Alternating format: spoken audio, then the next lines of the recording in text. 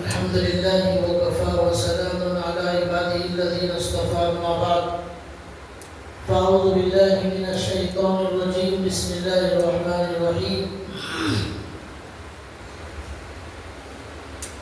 يا أيها الذين آمنوا كونوا قوامين لله شهداء بالقسط ولا يجرمنكم شنآن قوم على ألا تعدلوا اعدلوا هو أقرب للتقوى رب اشرح لي صدري ويسر لي أمري واحلل عقدة من لساني يفقهوا قولي سبحانك لا علم لنا إلا ما علمتنا إنك أنت العليم الحكيم اللهم صل على محمد في أول كلامنا اللهم صل على محمد في أوسط كلامنا اللهم صل على محمد في آخر كلامنا صدق الله العظيم. محترم دینی بھائیوں، ہمارے درمیان حضرت عمر رضی اللہ تعالیٰ عنہ کی سیرت کا موضوع چل رہا ہے. حضرت عمر رضی اللہ تعالیٰ عنہ کی بہت بڑی صفت اور بہت بڑی خوبیوں میں سے ایک خوبی یہ تھی کہ وہ بہت زیادہ انصاف سے کام لیتے تھے. عدل و انصاف یہ حضرت عمر رضی اللہ تعالیٰ عنہ کی خاص صفت تھی. ان کے سامنے بڑا چھوٹا، بادشاہ، غریب، فقیر، کالا، گورا، یہ سب برابر تھے. جیسا کہ ہمارے نبی صلی اللہ علیہ وسلم نے فرمایا، کسی عربی کو کسی اجمی پر کوئی فضیلت حاصل نہیں ہے، نہ کسی گورے کو کالے پر کوئی فضیلت حاصل ہے. اسلام کی نظر میں سب برابر. اسی لیے ہماری مسجدوں کے اندر پہلی صف میں کوئی بھی نماز پڑھ سکتا ہے، یہاں کوئی امتیاز نہیں. ایک ہی صف میں کھڑے ہو گئے محمود و ایاز، یہاں بادشاہ بھی آ سکتا ہے، فقیر بھی پہلی صف میں آ سکتا ہے. اگر فقیر پہلی صف میں بیٹھ جائے کوئی بادشاہ اسے اٹھا نہیں سکتا. یہ اسلام کا امتیاز ہے. دوسری قوموں میں ایسا عقیدہ ہے کہ جو لوگ کمتر اور معمولی سمجھے جاتے ہیں وہ انتہائی ذلیل سمجھے جاتے ہیں، اور ان کا عقیدہ یہ ہے کہ جو معزز قوم ہے وہ ان کے جھوٹے خدا کے سر سے کچھ لوگ پیدا ہوئے، وہ بڑے معزز سمجھے جاتے ہیں. کچھ لوگ جیسے دلت وغیرہ ہیں، ان کے بارے میں ان کا عقیدہ یہ ہے کہ وہ ان کے جھوٹے خدا کے پیر سے پیدا ہوئے، اس لیے ان کو ذلیل سمجھا جاتا ہے. یہاں تک کہ ان کی مندروں میں بھی ان معمولی اور غریب لوگوں کو آنے کی اجازت نہیں ہوتی. لیکن ہمارے اسلام میں ایسا انصاف اور عدل قائم کیا گیا ہے، یہاں کسی کو کسی پر کوئی فضیلت نہیں، سب برابر. اگر مقدس اور محترم بننا ہے تو اللہ نے قرآن میں ایک اصول بیان فرمایا، ان اکرمکم عند اللہ اتقاکم.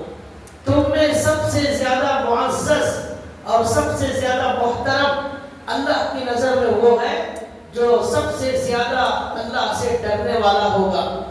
جو جتنا زیادہ اللہ سے ڈرنے والا ہوگا اللہ کی نظر میں اس کا اتنا ہی بڑا مقام ہوگا. اس کے علاوہ کسی بھی طریقے سے انسان بڑا بن نہیں سکتا. اسلام کے اندر سب کے ساتھ برابر کا انصاف، برابر کا سلوک کیا گیا ہے اور ایسی ہی تعلیم دی گئی. حضرت عمر رضی اللہ تعالیٰ عنہ کی شان میں لکھا ہے، ان کی زندگی میں، ان کی سیرت میں عدل و انصاف ہی گویا کہ ان کا لقب ہو چکا تھا. عدل و انصاف کے معنی حضرت عمر کے معنی عدل و انصاف، یہ دونوں لازم ملزوم ہو چکے تھے. اور اسی عدل و انصاف کی وجہ سے حضرت عمر رضی اللہ تعالیٰ عنہ کا دور خلافت 10 سال سے زیادہ عرصے تک جو چلا ہے، پورے کے پورے اسلامی علاقے میں اور پورے اسلامی حکومت کے دائرے میں دور دور تک کسی کو بھی ظلم کرنے کی ہمت نہیں ہوتی تھی. اور یہاں تک کہ کسی گورنر کو بھی ہمت نہیں ہوتی تھی کہ وہ اپنی رعایا پر ظلم کرے. کوئی امیر کسی غریب پر ظلم نہیں کر سکتا, کوئی آقا کسی غلام پر ظلم نہیں کر سکتا, کوئی بڑا کسی چھوٹے پر ظلم نہیں کر سکتا تھا. جیسا کہ آج ہمارے معاشرے کے اندر ہم دیکھ رہے ہیں ظلم کی انتہا ہے, اور ظالم جتنا زیادہ طاقتور ہے وہ کمزور کو دباتا ہے, مالدار غریب کو برباد کرنا چاہتا ہے, طاقتور کمزور کو حقیر سمجھتا ہے اور سمجھتا ہے کہ میں ہی اس پوری دنیا کا مالک اور آقا ہوں. اس طرح یہ آج کے معاشرے میں ہو رہا ہے. لیکن ہمارے حضرت اسلام نے جو تعلیم دی اس کے مطابق حضرت عمر رضی اللہ تعالیٰ عنہ نے اپنی حکومت کی بنیاد انصاف پر قائم رکھی, عدل پر ان کی حکومت قائم تھی. گویا کہ انصاف ان کا ایک بہت بڑا پلر تھا جس پر ان کی حکومت قائم تھی. اس کے بارے میں کچھ باتیں آپ کو آج بتاؤں گا, اس سے معلوم ہوگا کہ اسلام کے اندر کیسا انصاف تھا, کیسا عدل تھا. لکھا ہے حضرت عمر رضی اللہ تعالیٰ عنہ کے بارے میں کہ ایک مرتبہ انہوں نے حج کے موقع پر مکہ المکرمہ میں حضرت عمر نے اب الگ الگ علاقوں میں الگ الگ گورنروں کو مقرر کیا تھا. شام میں فلاں گورنر, مصر میں فلاں گورنر, عراق میں یہ گورنر.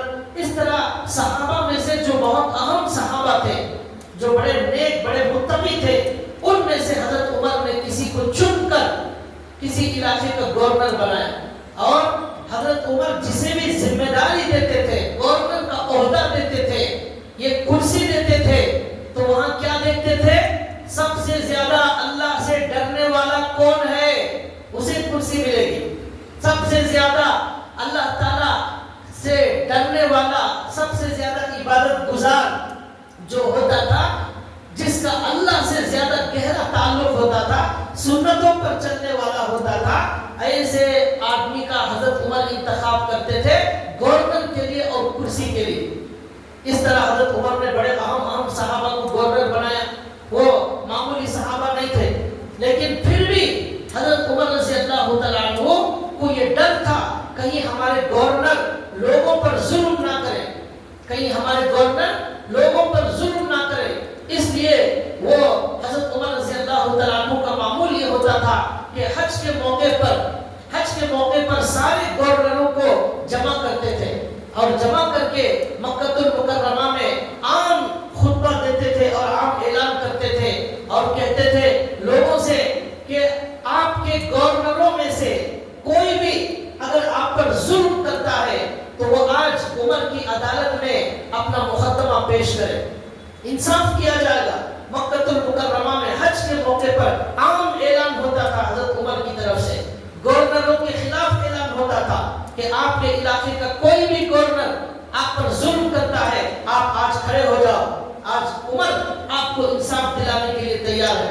ایسا اعلان سارے مجمع میں ہوتا تھا, گورنروں کے سامنے ہوتا تھا. ایک مرتبہ اعلان ہوا, ایک آدمی مجمع میں کھڑا ہو گیا, اس نے کہا ہمارے جو گورنر صاحب ہیں انہوں نے ایک غلطی کی وجہ سے مجھے 100 کوڑے مارے مجھے, لیکن غلطی اتنی بڑی نہیں تھی, لیکن سزا بہت بڑی تھی ہمارے گورنر نے. تو حضرت عمر نے کہا کہ عمر کے زمانے میں صرف قرآن کا قانون چلتا ہے اور اللہ کے نبی کا قانون چلتا ہے, کوئی بھی ہو اس کے ساتھ انصاف کیا جائے گا. حضرت عمر نے اس گورنر کو, اس علاقے کے گورنر کو بلایا جو صحابی تھے. تو حضرت عمر نے کہا کہ قرآن کا قانون یہ ہے, كتبنا علیہم فیہا ان النفس بالنفس والعین بالعین والانف بالانف والاذن بالاذن والسن بالسن. کوئی دانت توڑے گا اس کا بھی دانت توڑا جائے گا قصاص میں, آنکھ پھوڑے گا بدلے میں آنکھ پھوڑ دی جائے گی, اور اسی طرح والاذن کان توڑ دے گا اس کا بھی کان توڑ دیا جائے گا, اور کسی کو جان سے ماریں گے بدلے میں جان سے مار دیا جائے گا. یہ اسلامی حکومت کا قانون. حضرت عمر نے کہا یہی قانون چلے گا. اب گورنر نے 100 کوڑے مارے ہیں اپنی رعایا کو, تو آج اسی جگہ اسی گورنر کو بھی 100 کوڑے مارے جائیں. اب حضرت عمر نے اعلان کر دیا کہ آپ کو بھی اجازت ہے, آپ اپنے گورنر سے بدلہ لیں اور اسے بھی 100 کوڑے ماریں. یہ اعلان سن کر سارے لوگ دہشت میں آ گئے. ایک صحابی آئے حضرت عمرو بن العاص اور حضرت عمر سے کہنے لگے امیر المؤمنین اگر ایسا ہو جائے تو ہر علاقے کے لوگ اپنے اپنے گورنر کی کچھ نہ کچھ ضرور شکایت کریں گے اور سب گورنروں کی اس طرح پٹائی شروع ہو جائے گی تو کوئی بھی گورنر کرسی پر باقی نہیں رہے گا. تو حضرت عمر نے کہا یہ کرسی انصاف کرنے کے لیے دی گئی ہے, ظلم کرنے کے لیے نہیں دی گئی ہے. جسے اللہ کا ڈر ہوگا اسی کو ہم یہ کرسی دیں گے. یہ حضرت عمر نے کہا. اب حضرت عمر نے کہا میرا تو فیصلہ بدلنے والا نہیں, قرآن کا جو قانون ہے اس کے مطابق فیصلہ ہوگا, اس گورنر کو 100 کوڑے مارے جائیں گے. لیکن حضرت عمرو بن العاص نے کہا کہ اسلام میں یہ بھی اجازت ہے کہ اگر جو کوڑے کھانے والا ہے مظلوم وہ معاف کر دے تو پھر جو ہے قصاص معاف ہو جاتا ہے. تو آپ اجازت دیں ہم اسے راضی کر لیں گے اور اسے معافی تلافی کر لیں گے, کچھ پیسے دے کر اسے راضی کر لیں گے. تو حضرت عمر نے کہا ٹھیک ہے, اگر وہ پیسے لے کر راضی ہو جائے, معاف کر دے تو پھر گورنر سے بدلہ نہیں لیا جائے گا. چنانچہ کچھ صحابہ اور گورنر اور حضرت عمرو بن العاص سب مل کر اس کے پاس گئے, اس کی منت سماجت کی اور اسے سمجھایا کہ بھائی تمہارے گورنر بڑے آدمی ہیں, صحابی ہیں, اس طرح بدلہ لینا ٹھیک نہیں ہے. ایک کام کرو, ایک کوڑے کے بدلے میں 2 دینار پیسے دے دیں گے. 100 کوڑے مانے تھے, 200 دینار لے کر تم اس گورنر کو معاف کر دو. مکہ المکرمہ ہے, حج کا موقع ہے, یہاں حضرت عمر کسی کو بخشنے والے نہیں ہیں, کوڑے مارے جائیں گے, اس لیے تم معاف کر دو. اللہ کو معاف کرنا بہت پسند ہے. تو وہ آدمی تیار ہو گیا اور اس نے 200 دینار لے کر اس گورنر کو معاف کر دیا. اب حضرت عمر نے کہا ٹھیک ہے, اب ان کو معافی مل گئی ہے, اس نے معاف کر دیا, اس لیے یہ سزا ختم ہو گئی. اگر یہ معاف نہ کرتا تو حج کے دوران اس گورنر کو 100 کوڑے مارے جاتے. یہ حضرت عمر کا عجیب و غریب انصاف تھا.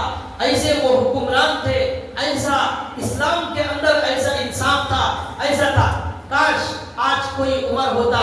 آج ہمارے فلسطین کے جو چھوٹے چھوٹے معصوم بچے بھوک سے شہید ہو رہے ہیں, معصوم بچیاں ہماری بھوک سے شہید ہو رہی ہیں, کئی ماہ سے ان کو کھانا نہیں مل رہا ہے, ان کے گھروں کو اجاڑ دیا گیا, ان کی عمارتوں کو تباہ کر دیا گیا, سب کچھ ان کا ختم کر دیا گیا. نہ ان کا باپ بچا, نہ ان کی ماں بچی, نہ کھانے کے لیے کوئی سامان موجود ہے, کچھ موجود نہیں ہے. ہر طرف لاشیں ہی لاشیں, ہر طرف خون ہی خون. کوئی دن اخبار کا ایسا نہیں ہوتا جس میں یہ لکھا نہیں ہوتا کہ آج 70 فلسطینی شہید ہو گئے, جس میں 15-20 بچے شہید ہو گئے, آج فلاں دن 100 شہید ہو گئے, آج اتنے بچے شہید ہو گئے. ہر دن یہ خبریں ملتی ہیں. یہاں تک کہ حال ایسا ہو گیا ہے ہمارے اندر اب ہمت باقی نہیں ہے ان خبروں کی پڑھنے کی. ہمیں شرم آ رہی ہے اور ہماری ہمت جواب دے رہی ہے, ہم ان خبروں کو پڑھ نہیں سکتے. صرف دعا کے علاوہ ہمارے پاس کچھ موجود نہیں. کاش آج کوئی عمر ہوتا, ایک گورنر کو بھی وہ بخشنے تیار نہیں تھے. اگر آج یہ حال, یہ ظلم جو اس وقت دنیا میں ہو رہا ہے, فلسطین میں پوری تاریخ کا سب سے بڑا ظلم ہے. دنیا میں بہت سارے مظالم ہوئے, لیکن ایسا ظلم کہ معصوم بچے بھوک سے تڑپ رہے ہوں لیکن ان پر بمباری کی جا رہی ہو, ایسا نہیں ہوتا. اللہ نے کتے کے اندر بھی رحم رکھا ہے, اللہ نے جانور کے اندر بھی رحم رکھا ہے, اللہ نے بلیوں کے اندر رحم رکھا ہے, پرندوں میں رحم رکھا ہے, وہ بھی جو ہے رحم کرتے ہیں. لیکن آج انسان جو سب سے زیادہ رحم کرنے والا ہونا چاہیے, اللہ نے اسے ایسا بنایا لیکن آج وہ سب سے بڑا ظالم ہو گیا.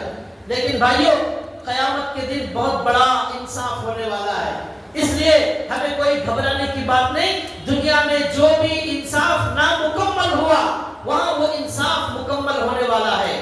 یوم تبلی السرائر, یوم تبلی السرائر, قرآن کہتا ہے وہ قیامت کا دن ایسا ہوئے جس میں سارے رازوں کو واضح کر دیا جائے گا. یوم لا ينفع مال ولا بنون. آج حکومت جو ظلم کرتی ہے اپنی طاقت کی وجہ سے, پیسوں کی وجہ سے, کرسی کی وجہ سے, فوج کی وجہ سے, اللہ کہتے ہیں یوم لا ينفع مال ولا بنون. وہاں نہ مال ساتھ آئے گا, نہ اولاد ساتھ آئے گی, نہ فوج کام آئے گی, نہ کرسی کام آئے گی. اس اللہ کے دربار میں بڑا زبردست انصاف ہونے والا ہے. تو بھائیوں, یہ اللہ نے ظالموں کے لیے ایسی ایسی سزائیں اللہ نے مقرر کر رکھی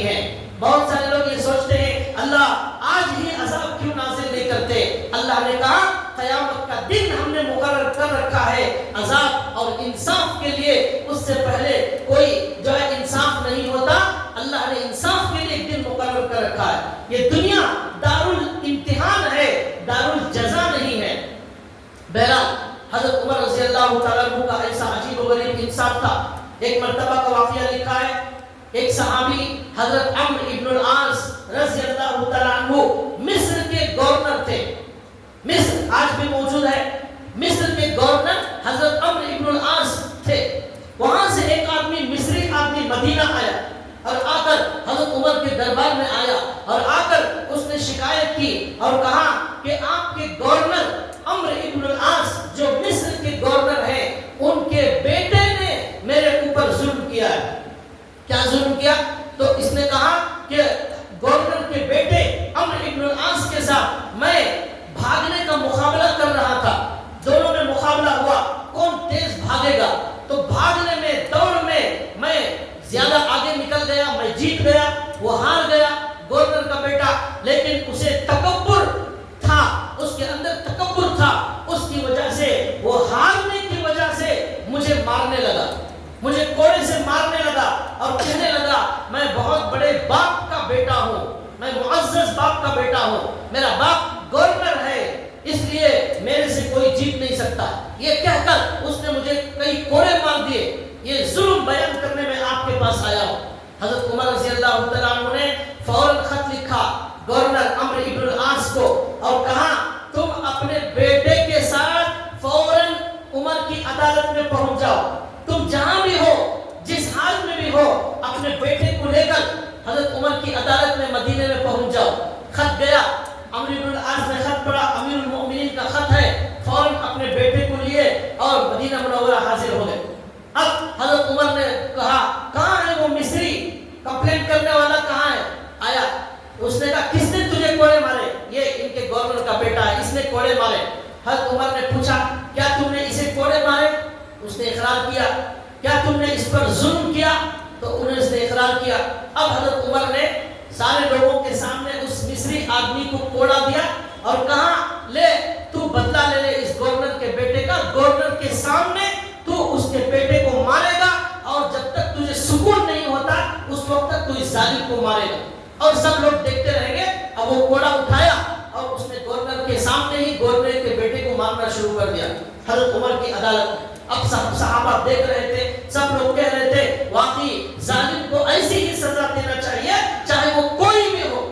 اب وہ کوڑے مارنے لگا, یہاں تک کہ اس نے کہا کہ امیر المؤمنین میں نے میرا بدلہ لے لیا ہے, اب میں جو ہے اب آگے بدلہ لینا نہیں چاہتا, اب میں چھوڑ دینا چاہتا ہوں. حضرت عمر نے کہا اس کے بعد گورنر کو بھی ایک کوڑا مارو.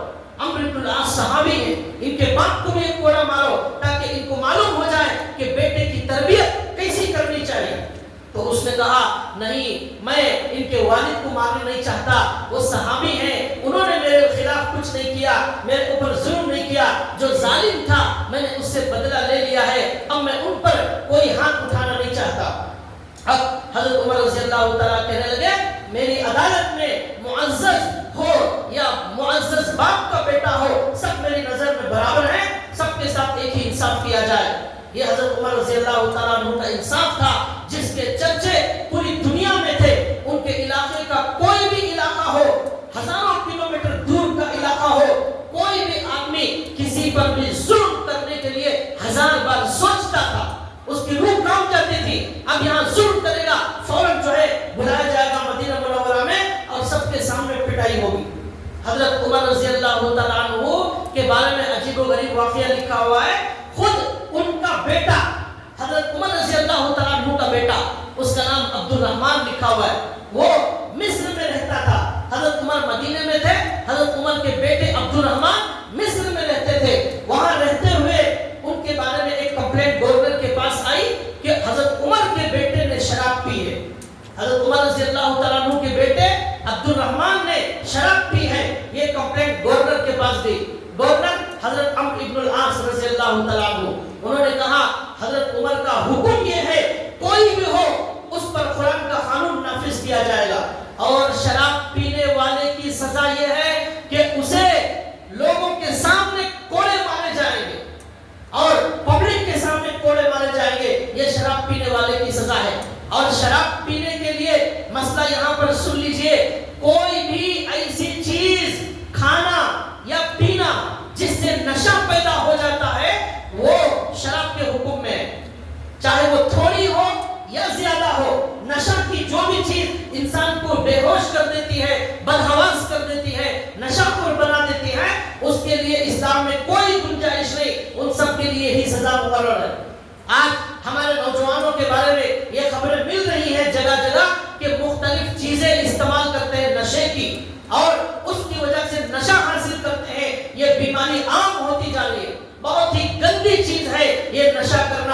اور آج یہ انجام نوجوانوں کا اس لیے ہوا کہ والدین نے ان کی دینی تعلیم کا، ان کی دینی تربیت کا ان کا کوئی نظام نہیں بنایا.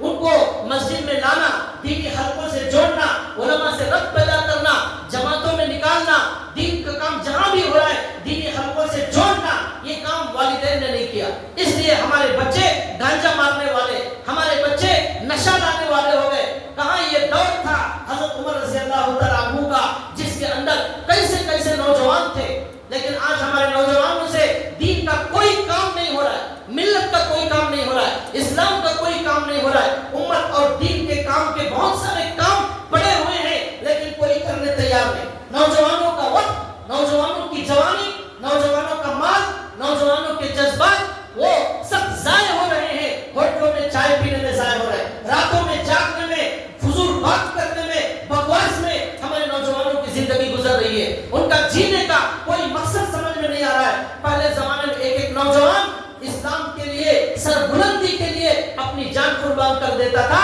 آج ہمارا نوجوان اللہ کے لیے اور دین کے لیے نہ وقت دینے تیار ہے، نہ ماننے تیار ہے.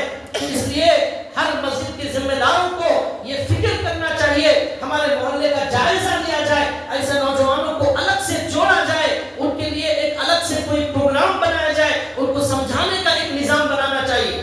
تو بھائیوں، بتا رہا تھا حضرت عمر رضی اللہ تعالیٰ عنہ کے بیٹے عبد الرحمن ان کا نام ہے، ان کے بارے میں گورنر کے پاس شکایت گئی کہ وہ شراب پیتے.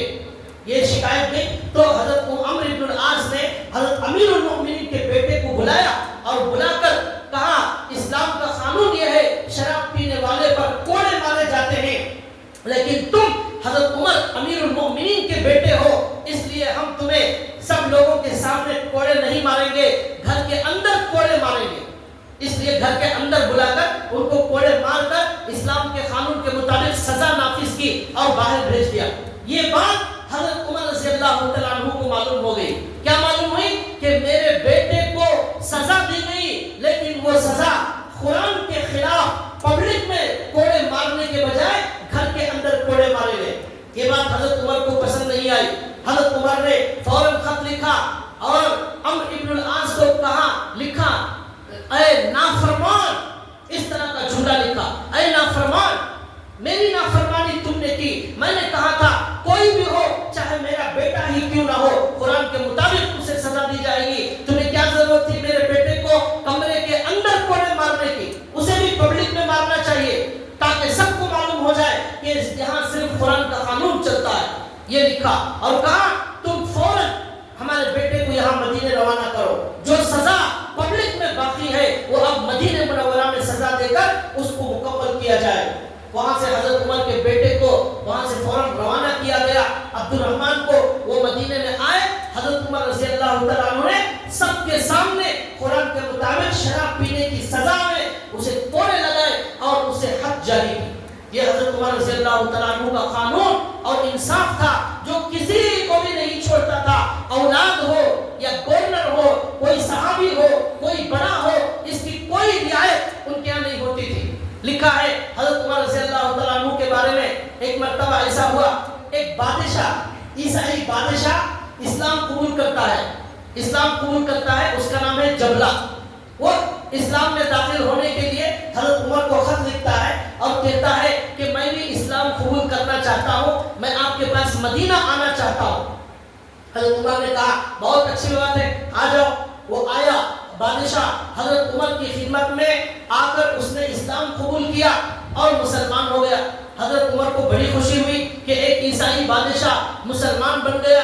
چنانچہ حضرت عمر رضی اللہ تعالیٰ عنہ نے اس کے لیے رہنے کا، کھانے کا بہترین نظام بنایا، اس کی خدمت کی، مہمان نوازی کی اور اسے عزت کے ساتھ رکھا. یہاں تک کہ کچھ دنوں کے بعد وہ مکہ جا رہا تھا عمرہ کرنے کے لیے، تو حضرت عمر نے اسے عمرہ کرنے کے لیے روانہ کر دیا. اب جب وہ عمرہ کرنے گیا تو وہاں جب طواف کر رہا تھا، وہ بادشاہ نیا نیا مسلمان تھا، طواف کر رہا تھا، تو ایک غریب آدمی وہاں اس کے پیچھے طواف کر رہا تھا. تو طواف کرتے کرتے وہ غریب آدمی کا پیر اس بادشاہ کی چادر پر پڑ گیا. اس کی وجہ سے اس کی جو چادر تھی نیچے کی وہ کھل گئی. اب وہ چادر جب نیچے کی کھل گئی طواف کے درمیان میں اس نئے مسلمان بادشاہ کو اتنا غصہ آیا کہ اس نے اس غریب مسلمان کو زوردار تھپڑ لگایا، ایسا زوردار تھپڑ لگایا کہ اس کی ناک پوری زخمی ہو گئی، پوری ناک گویا کہ ٹوٹ گئی، ایسا تھپڑ لگایا۔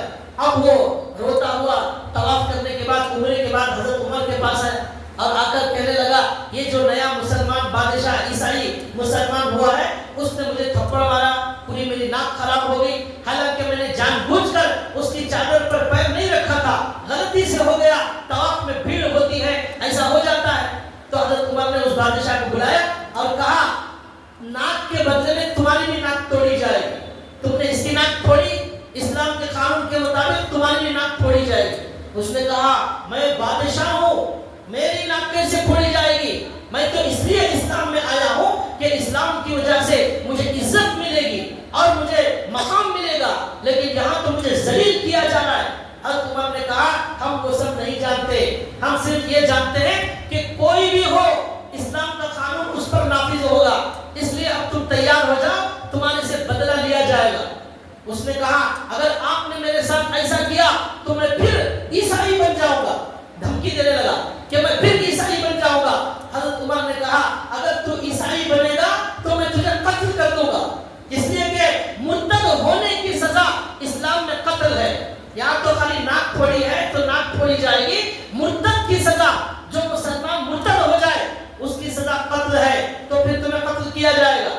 اب اس نے کہا چالاکی سے کہ مجھے ایک دن کی مہلت دی جائے، تو جسے مارا تھا اس کی اجازت سے حضرت عمر نے ایک دن کی مہلت اسے دے دی۔ ایک دن کی مہلت جب مل گئی تو وہ راتوں رات مدینے سے بھاگ کر کہیں چلا گیا، اور وہ راتوں رات بھاگ کر چلا گیا اور وہاں جا کر وہ پھر عیسائی ہو گیا۔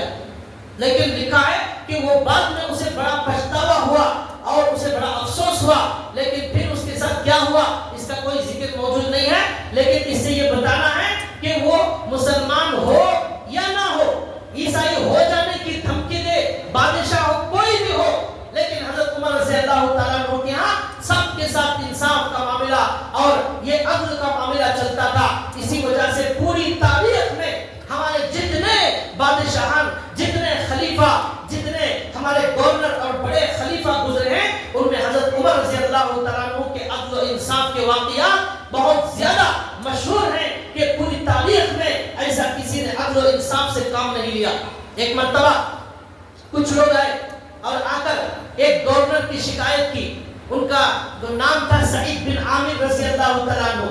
سعید بن عامر کے خلاف شکایت لے کر کچھ لوگ آئے اور آ کر انہوں نے کہا کہ ہمارے امیر سعید بن عامر رضی اللہ تعالیٰ عنہ کے بارے میں ہمیں کچھ شکایتیں ہیں۔ تو انہوں نے کہا حضرت عمر نے ٹھیک ہے میں خود وہاں آ رہا ہوں آپ کے علاقے میں، ہنس کے علاقے میں، جب میں وہاں آ جاؤں گا تو ان کی شکایتیں میرے سامنے پیش کرنا، یہ کہا۔ اس کے بعد حضرت عمر نے کہا آپ کے علاقے میں جو لوگ غریب اور فقیر ہیں ان کی لسٹ اور فہرست بنا کر مجھے دو، میں ان کی مدد کرنا چاہتا ہوں۔ تو جو لسٹ تیار کر کے غریبوں کی دی گئی اس میں سعید بن عامر کا بھی نام موجود تھا۔ حضرت عمر نے کہا یہ کون سعید بن عامر؟ لوگوں نے کہا ہمارے گورنر۔ کیا تمہارے گورنر فقیر ہیں؟ انہوں نے کہا جی ہمارے گورنر فقیر ہیں، ہمارے گورنر کے گھر میں کئی دن تک چولہا نہیں جلتا، اس لیے ہم نے غریبوں میں ان کا نام لکھ کر دیا ہے۔ حضرت عمر پڑھ کر رونے لگے اور اس کے بعد کہا انہی کے بارے میں تمہیں شکایت ہے؟ تو انہوں نے کہا ہمیں انہی کے بارے میں شکایت ہے۔ تو اب اس کے بعد حضرت عمر رضی اللہ تعالیٰ عنہ ایک مرتبہ خود وہاں گئے، جا کر حضرت سعید بن عامر کو بلایا اور 4 لوگوں کو بلایا شکایت کرنے والوں کو۔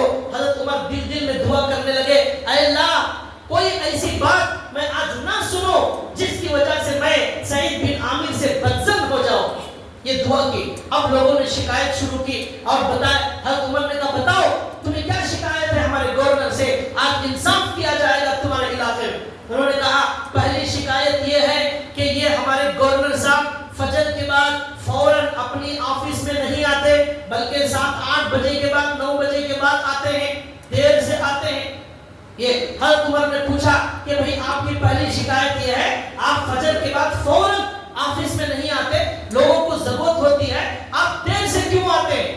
انہوں نے جواب دیا حضرت اس کا جواب یہ ہے میرے گھر میں کوئی کام کرنے والا غلام، کوئی کام کرنے والی عورت نہیں ہے. میں میری بیوی کے ساتھ مل کر خود گھر کا کام کرتا ہوں، گھر کی صفائی کرتا ہوں، ناشتہ بناتا ہوں، روٹیاں پکاتا ہوں. اس میں مجھے کچھ دیر ہو جاتی ہے، اس لیے میں تھوڑا دیر سے آتا ہوں. حضرت عمر نے کہا الحمدللہ، یہ کوئی شکایت نہیں، کوئی بڑا مسئلہ نہیں.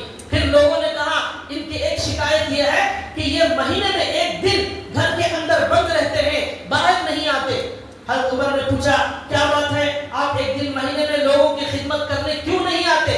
انہوں نے کہا حضرت مہینے میں ایک دن میں نے میرے کپڑے دھونے کے لیے رکھا ہے، میں خود میرے کپڑے دھوتا ہوں، میرے پاس کوئی خادم نہیں، کپڑے بھی بہت کم ہیں، تو وہ کپڑوں کو دھونے میں اور سکھانے میں پورا دن چلا جاتا ہے، اس لیے وہ ایک دن میں گھر کے باہر نہیں آتا. پھر لوگوں نے شکایت کی. تیسری شکایت یہ ہے کہ یہ کبھی کبھی بے ہوش ہو جاتے ہیں. تو حضرت عمر نے پوچھا کیوں بے ہوش ہو جاتے ہیں؟ تو انہوں نے کہا کہ میری زندگی میں ایک واقعہ پیش آیا تھا. حضرت خبیب رضی اللہ تعالیٰ عنہ کو مکے کے سارے کافروں نے مل کر حضرت خبیب جو مسلمان تھے ان کو سولی پر لٹکایا اور ایک ایک بدن کے ان کے عضو کو کاٹ کاٹ کر ان کو شہید کر دیا گیا.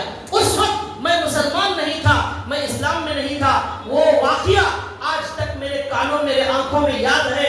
انہوں نے سولی پر کھڑے ہو کر بد دعا دی تھی، اے اللہ یہاں جو بھی ظلم کرنے والے ہیں چن چن کر ان سے انتقام لینا. یہ بد دعا ان کی میرے کان میں پڑ گئی تھی. اس کے بعد مجھے اللہ نے اسلام کی ہدایت دی، لیکن آج تک 10-15 سال ہو گئے جب بھی وہ ظلم کا واقعہ یاد کرتا ہوں کہ میرے سامنے ان کے بدن کو کاٹ کاٹ کر ان کو ختم کیا گیا، خود شہید کر دیا گیا، وہ بد دعا ان کی میرے کانوں میں پڑتی ہے، یاد آتی ہے، میں بے ہوش ہو جاتا ہوں. اس لیے میں کبھی کبھی بے ہوش ہو جاتا ہوں. حضرت عمر نے کہا ٹھیک ہے. چوتھی شکایت کیا ہے؟ تو لوگوں نے کہا کہ یہ رات بھر لوگوں کی خدمت کرنے نہیں آتے، دروازہ بند کر لیتے ہیں، رات میں کوئی بھی جائے کچھ بھی ضرورت سے یہ اس کا جواب نہیں دیتے.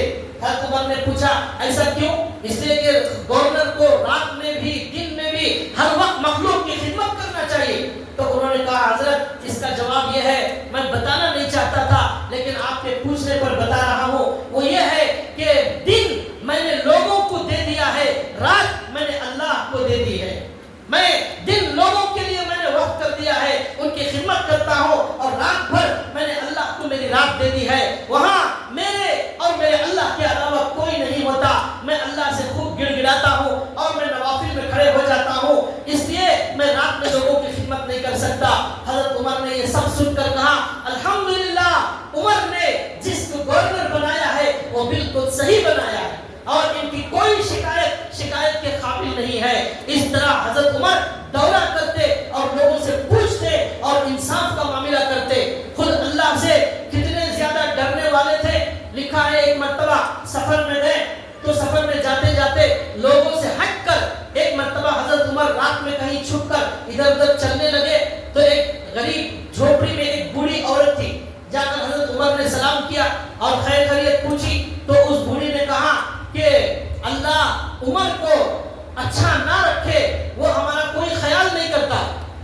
حضرت عمر نے کہا کہ عمر کو کیا معلوم کہ آپ کہاں ہیں، آپ کو کیا ضرورت ہے، اس لیے آپ کو خود جو ہے عمر کے پاس جانا چاہیے اور آپ کی ضرورت کا سوال کرنا چاہیے. تو اس بڑی عورت نے کہا یہ میری ذمہ داری نہیں ہے، یہ امیر المؤمنین کی ذمہ داری ہے کہ وہ لوگوں کی فکر کرے، غریبوں کا خیال کرے، وہ معلوم کرے، تحقیق کرے کون ضرورت مند ہے. مشرق سے مغرب تک سارے لوگوں کی فکر کرنا یہ امیر المؤمنین کی ذمہ داری ہے، میری ذمہ داری نہیں ہے. اگر عمر ایسا نہیں کرے گا کل قیامت کے دن میں اللہ کے پاس عمر کو پکڑوں گی. یہ کہہ کر وہ بری عورت کہنے لگی کہ میں قیامت کے دن اسے پکڑوں گی. حضرت عمر رضی اللہ تعالیٰ عنہ زار و خطار رونے لگے اور جو ہے کہنے لگے کہ میں ہی امیر المؤمنین عمر ہوں اور میں ہی عمر ہوں، اللہ کے لیے مجھے معاف کر دینا اور میں آپ کو 25 دینار دیتا ہوں، اس کے بدلے میں قیامت کے دن آپ میرا مواخذہ نہیں کریں گے. میں اس حال میں اللہ سے ملنا نہیں چاہتا کہ اللہ مجھے پوچھے کہ ایک بری عورت کا تم نے خیال نہیں رکھا، اس کی تحقیق نہیں کی. یہ اللہ سے کا سوال کا جواب میں نہیں دے سکتا، اس لیے 25 دینار لو اور مجھے معاف کر دو اور لکھ کر دے دو کہ تم نے مجھے معاف کر دیا. चुनाचे वहाँ हजरत अली भी मौजूद थे, हजरत इब्न मसूद भी मौजूद थे। उनकी मौजूदगी में हजरत उमर रज़ी अल्लाह तआला अन्हु ने उस बूढ़ी के सामने लिखाया कि 25 दिनार लेकर इस बूढ़ी औरत ने उमर रज़ी अल्लाह तआला अन्हु को माफ कर दिया है और क़यामत के दिन ये कोई मुआखज़ा नहीं करेगी। ऐसे जो है इस्लामी हुक्मरान थे, हजरत उमर रज़ी अल्लाह की सीरत ऐसी थी।